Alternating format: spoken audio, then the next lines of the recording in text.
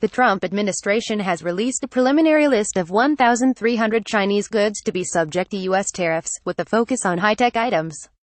The document, issued Tuesday afternoon, lists $50 billion worth of imports to be subject to 25% tariff, accusing China of engaging in cyber theft and of setting trade terms that are unfavorable to U.S.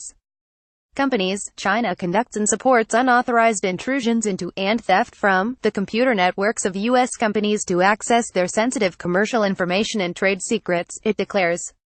The 58-page document lists, among its many items, heavy machinery, steel, metal and alloy items, electric generators, batteries and battery parts, transistors and semiconductors, motorcycles, airplane parts and weapons. The release of the list kicks off a comment period, with a public hearing scheduled for May 15.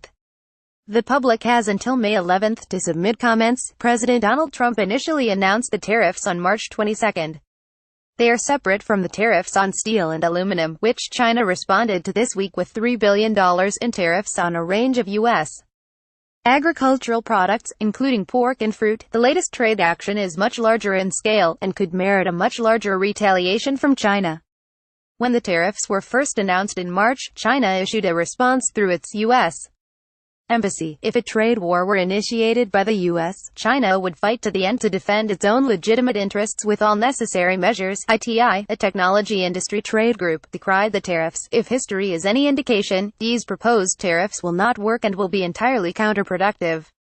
Tariffs penalize U.S. consumers by increasing prices on technology products and will not change China's behavior, it said in a statement. Industry groups have already lobbied hard against tariffs, telling the Trump administration they would set off a chain reaction of negative consequences for the economy. The stock market has been sensitive to all developments on trade with China, sinking when tensions escalate and surging when they ease, the Associated Press contributed to this report.